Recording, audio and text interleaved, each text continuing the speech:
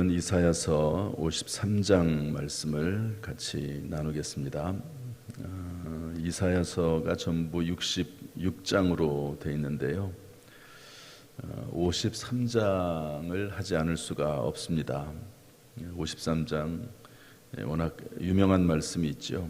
이 53장 5절 보면 그가 찔림은 우리의 허물을 인하며, 개역개정에서는 이걸 조금 바꿔놔가지고 우리의 허물 때문이요 이렇게 되어 있는데, 그가 찔림은 우리의 허물 때문이요 그가 상함은 우리의 죄악 때문이라. 그가 징계를 받음으로 우리는 평화를 누리고 그가 채찍에 맞음으로 나음을 입었다. 예수님에 대한 이 구약의 예언을 종합적으로 그리고 가장 아주 적절하게 표현해 놓은 말씀이 이사야서 53장이라고 볼 수 있습니다. 이사야서 53장은 예수님에 대한 예언인데, 조금 더 자세히 말하면 예수님의 고난에 대한 예언입니다. 예수님의 고난, 순환. 그 예수님의 순환의 모습이 어떤가 하는 내용이 나와 있고요. 그 다음에 예수님께서 이렇게 고난받으신 이유가 뭔가, 그런 내용이 나옵니다. 먼저 12절까지 되어 있는 내용을 좀 정리하도록 하겠습니다. 단어나 이런 것들은 큰 문제는 없을 것 같아요. 어려운 단어라든지 역사적인 어떤 해석이 필요한 그런 내용은 크게 없습니다. 그래서 먼저 이 내용 정리를 좀 먼저 하도록 하지요. 제가 어제 예배 시간에 광고하면서 이제 새벽을 날마다 말씀 따라라고 하는 제목으로 진행한다 그랬습니다. 이제 큐티 형식으로 한번 해보자는 거죠. 크게 세 가지입니다. 관찰, 해석, 적용인데, 관찰은 내용 정리라고 보면 됩니다. 이 내용을 그대로 한번 이해해 보는 거죠. 내용 정리. 그리고 어려운 단어라든지 역사적인 배경이라든지 이런 것들을 살펴보는 것이 내용 정리고 관찰인데, 역사적 배경 이런 거 없이 그냥 내용 정리만 해도 충분히 관찰이 될 것 같습니다. 첫 번째로 이제 어떤 내용이 있냐면 예수 그리스도의 순환의 모습이 나와 있습니다. 어떤 모습으로 예수님께서 고난을 당하셨나. 3절에 보면 어떤 말씀이 나오냐면 그는 멸시를 받아, 이렇게 되어 있습니다. 사람들에게 버림을 받았으며, 이제 멸시라고 하는 단어가 3절에만 2번 나오죠. 사람들에게 다 이제 버림을 받는. 그래서 예수님을 3년 동안 얼마나 많은 사람들이 따라다녔습니까? 그런데 예수님께서 십자가를 지시고 돌아가시죠. 또 많은 사람들이 예수님을 십자가에 못 박으라고 외칩니다. 물론 뒤에서 제사장들이나 서기관 바리새인들이 이렇게 사주하긴 하지만 많은 사람들이 예수님을 십자가에 못 박으라고 내주고, 그리고 침뱉고 욕하고 비난하고 그럽니다. 또 5절에 가면 어떤 말이 나오죠? 아까 읽었듯이 찔리고 십자가에서 상하시고 징계받으시고 채찍에 맞으시고, 우리가 새벽기도 나오고 또 이 새벽 말씀을 우리 실시간으로 들을 분 정도 되면 그 예수님의 십자가의 고난이 얼마나 고통스러운 그 형벌인지 많이 들으셨을 것입니다. 더구나 예수님께서 채찍에 맞으시고 머리에 가시관을 쓰시고 온 몸이 상하셔서 우리의 죄를 대신해서 담당하셨다는 말씀이지요. 그 다음에 8절로 넘어가면 어떤 말씀이 있냐면 그는 곤욕과 신문을 당하고 끌려갔으며, 신문당하고 곤욕을 당하고. 그런데 4절 네 번째로 보면은요, 그런데 예수님께서 7절에 보면 어떻게 되어 있냐면, 한번 7절 말씀을 좀 읽어보겠습니다. 이미 읽었지만 7절 다 같이 읽어보죠. 시작. 그가 곤욕을 당하여 괴로울 때에도 그의 입을 열지 아니하였으며 마치 도수장으로 끌려가는 어린 양과 털 깎는 자 앞에서 잠잠한 양같이 그의 입을 열지 아니하였도다. 빌라도가 예수님을 신문하지요. 그때 예수님께서 한마디 변명하지 않습니다. 그리고 묵묵히 십자가를 지시죠. 본인이 변호만 했으면은 충분히 거기에서 헤어나올 수 있었을지도 모르겠습니다. 그러나 예수님께서 아무런 변명하지 아니하시고 묵묵히 십자가를 지시는 것을 볼 수 있습니다. 괴로울 때도 입을 열지 않으셨다. 도수장으로 끌려가는 어린 양과 털 깎는 자 앞에서 잠잠한 양같이 그의 입을 열지 않았다. 양들은 실제로 이렇게 털을 깎을 때도 털을 깎을 때 편하겠습니까? 아프겠죠. 털을 박박 깎을 테니까.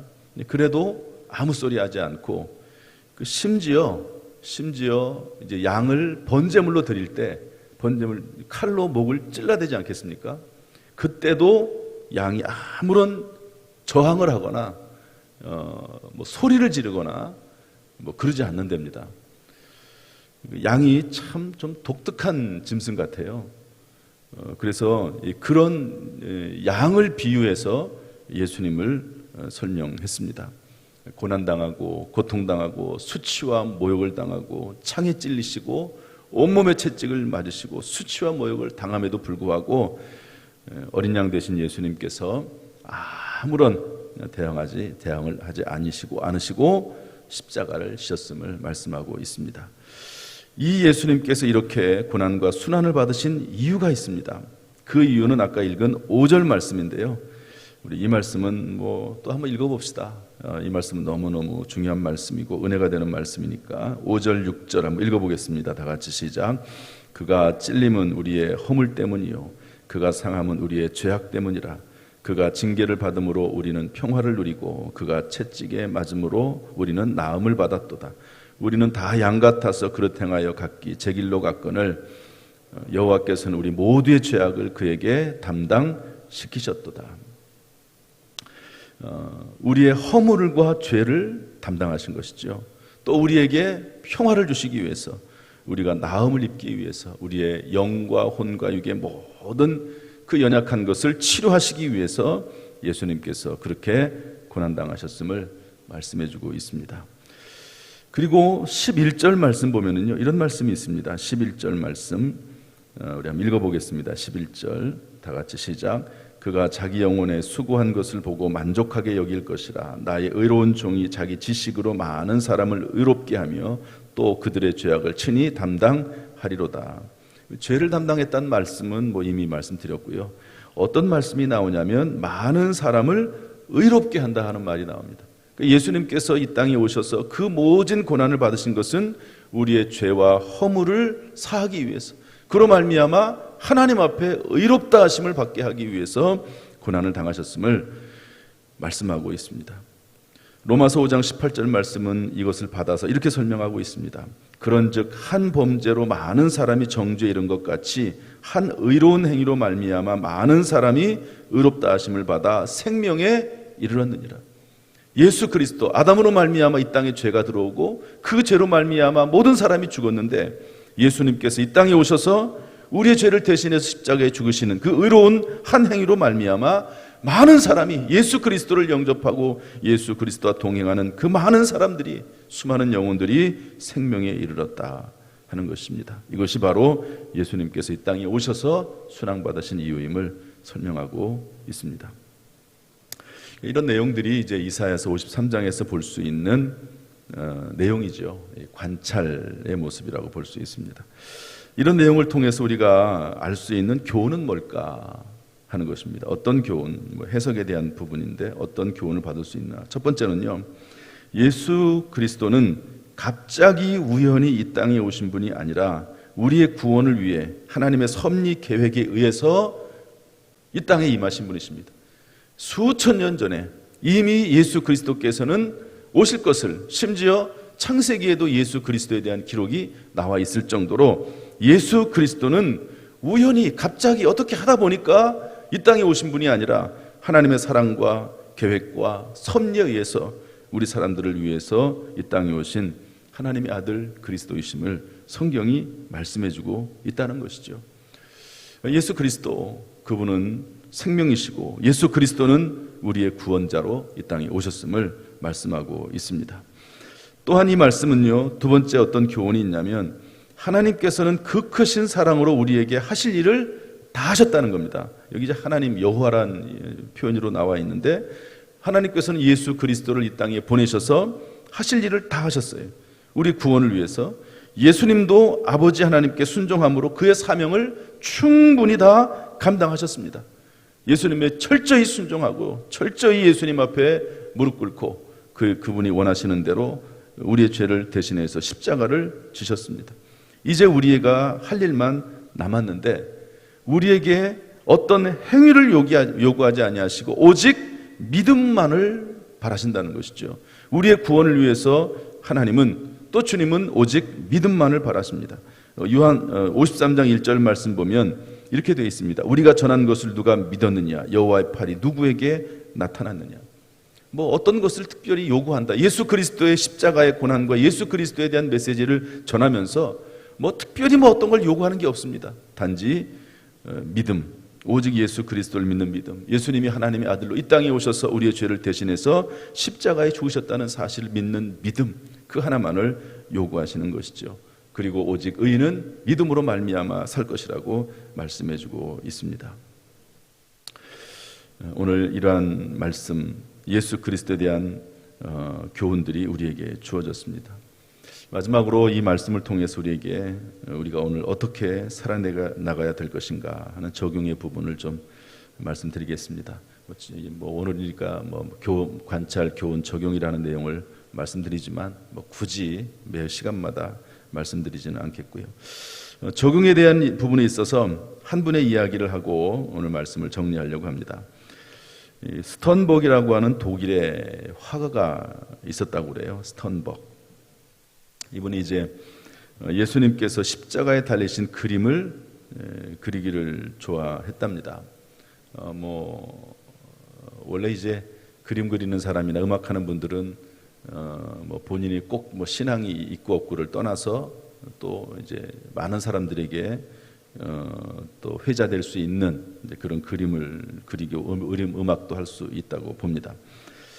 예수님의 그림을 그리던 중에 어떤 여인을 모델로 그림을 하나만 그린 건 아니니까요.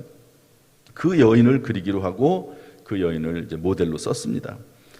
그런데 그 여인이 그 화실에 와가지고 이제 모델이 돼가지고 그림이 이제 그려지는 거죠. 그 여인의 모습이. 그런데 이 화가 스턴벅이라는 화가가 그리고 있었던 예수님의 모습을 보게 됐습니다. 그러면서 그 모습을 보니까 너무 흉측하지요. 십자가를 지고 있는 모습이 너무 흉측하고 그래서 도대체 이 사람이 누구냐고 얼마나 죄가 많은 사람이길래 이렇게 흉측한 모습으로 고통을 당하면서 이렇게 형벌을 받느냐고 물어봤습니다. 그랬더니 이제 스턴벅이 내용을 아는 거죠. 이분은 원래 죄가 없는데 다른 사람의 죄를 대신해서 이렇게 십자가에 달려 죽는 것이라고 얘기했습니다. 그랬더니 뜬금없이 이 여인이 물어보기를 그러면 이분이 당신의 죄를 위해서도 또 내 죄를 위해서도 돌아가셨나요? 이렇게 물어봤다는 겁니다. 그 말을 듣는 순간 이 스턴벅이라고 하는 화가가 아무런 대답을 못했다고 그래요. 그림을 그리기는 했지만 이 사람이 많은 사람의 죄를 대신해서 돌아가셨다는 것은 본인이 알고 있는 내용이지만 나를 위해서 돌아가셨는가? 나를 위해서 예수님이 십자가를 지셨는가라는 생각을 깊이 해보지 못한 거예요. 그래서 이분이 대답을 제대로 못하다가 그 여인을 이제 돌려보내고 깊이 묵상하는 중에 교회를 출석하게 되고 또 믿음이 생기게 되고 그래서 다시 그림을 그리기 시작했다는 겁니다. 이때는 다른 거죠. 지금까지는 어떻게 이 그림을 사실적으로 잘 묘사를 할까? 어떻게 그림을 잘 그릴까? 어떻게 다른 사람들에게 인정을 받을까? 그런 마음으로 그림을 그렸는데 이제는 기도하면서 그림을 그리는데 어떻게 하면 예수 그리스도의 대속 십자가의 구원 사건을 잘 표현할 수 있을까? 하나님 잘 표현할 수 있게 해달라고 그렇게 기도하는 마음으로 그림을 그렸다고 그래요. 그래서 이분이 그 그림을 그리고 나서 제일 밑에다가 이렇게 썼다고 합니다. 나는 너를 위해 이 일을 하였건만 너는 나를 위해 무엇을 하느냐. 한번 따라서 할까요? 나는 너를 위해 이 일을 하였건만 너는 나를 위해 무엇을 하느냐. 일반적으로 이제 그림을 그릴 때는 사인을 하죠. 이런 글을 쓰지 않습니다. 그런데 이분이 받은 은혜가 있기 때문에 이 글을 써서 거기다가 넣습니다. 내가 너를 위해서 십자가를 졌는데 너는 나를 위해서 무엇을 하느냐. 오늘 예수 그리스도의 모습을 바라보면서 그 예수 그리스도가 십자가에서 준 것은 많은 사람의 죄를 대신해서 죽었지만 그러나 나 자신을 위해서, 우리 각자를 위해서, 바로 나를 위해서 십자가에 졌다는 사실을 깊이 깨닫고 묵상하는 하루가 될 수 있기를 주님의 이름으로 축복합니다. 예수 그리스도의 은혜와 예수 그리스도의 그 사랑이 우리의 삶 속에 충만히 임하고 늘 감격하는 삶이 끊이지 않기를, 또 예수 그리스도를 위해서 삶을 살아나갈 수 있게 되기를 주님의 이름으로 축원합니다. 기도하겠습니다.